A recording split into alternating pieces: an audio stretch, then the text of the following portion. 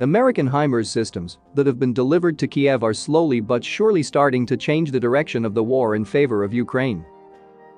Pro-Kremlin figures have expressed rare public concern after Western-supplied weapons allowed Ukraine to carry out a series of successful attacks on Russian targets far behind the front lines. The M142 high-mobility artillery rocket systems, which the United States started sending to Ukraine last month, appear to have been most effective at damaging Russian military positions. Russia has suffered large losses in both men and equipment in less than a week, according to Igor Girkin, a former commander of separatist forces in eastern Ukraine. The Russian air defense systems turned out to be ineffective against massive strikes by Himars missiles, Girkin, who also goes by the alias Strelkov, wrote on messaging app Telegram on Sunday.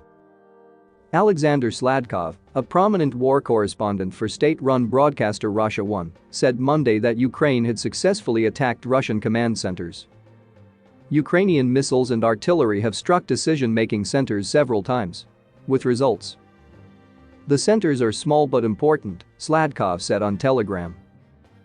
Himars can hit targets up to 70 kilometers away, meaning Ukrainian troops can deploy the wheeled, high-tech lightweight rocket launcher outside the range of most Russian artillery. Reports from authorities in separatist and Russian-occupied areas of Ukraine also indicate that attacks are becoming both more frequent and more deadly. Officials in the self-proclaimed Donetsk People's Republic said Monday that at least 3 people were killed and dozens injured in the village of Stepano-Krinka following a Ukrainian Himars attack. Ukrainian forces also used Himars to hit the city of Alchevsk and the village of Ermino over the weekend, according to the separatist authorities. Both Stepano-Krinka and Alchevsk are dozens of kilometers behind the front line. In a Telegram post accompanied by videos of large fires, Russian state television journalist Andrei Rudenko said Sunday that the Ukrainian side most likely used Himars to hit ammunition stores in the towns of Shakhtarsk and Taurus. Strong fires and explosions, the situation is horrible, Rudenko wrote. The Ukrainian military carried out 14 strikes on Russian ammunition stores and military bases on Russian-occupied territory in the past 2 weeks, the BBC's Ukrainian service reported Monday. While it is unclear whether Himars were used in all cases, BBC Ukrainian said the strike's accuracy indicated they were responsible. Over the last 5 to 6 days, more than 10 large dumps for artillery and other ammunition, several oil depots, about 10 command centers, and about the same number of troop gathering points were hit, ex-rebel commander Girkin said. Russia's defense ministry claimed Monday that it had used Kalibr cruise missiles to destroy Ukrainian ammunition depots in the Dnipropetrovsk region that included rockets for Himars, although the claim could not be independently verified. Russia said last week that it had destroyed 2 Himars rocket systems and ammunition depots in eastern Ukraine, but both Ukrainian and US officials rejected these claims. Washington last week announced a new weapons package for Ukraine worth up to $400 million that includes 4 additional Himars.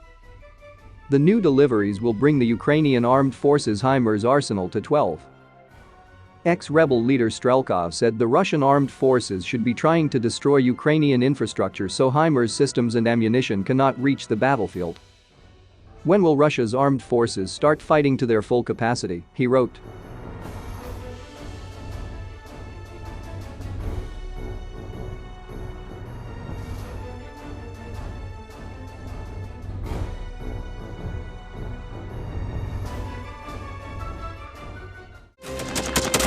Thanks for watching, and don't forget to subscribe. Also, if you want to support Warthog Defense, please become our member and get early access to new videos, exclusive members-only videos, and become administrator in comment section. The membership link is in the description. Rescues every day. We had a guy last week at 6 rescues in 6 days. He's doing the job every day.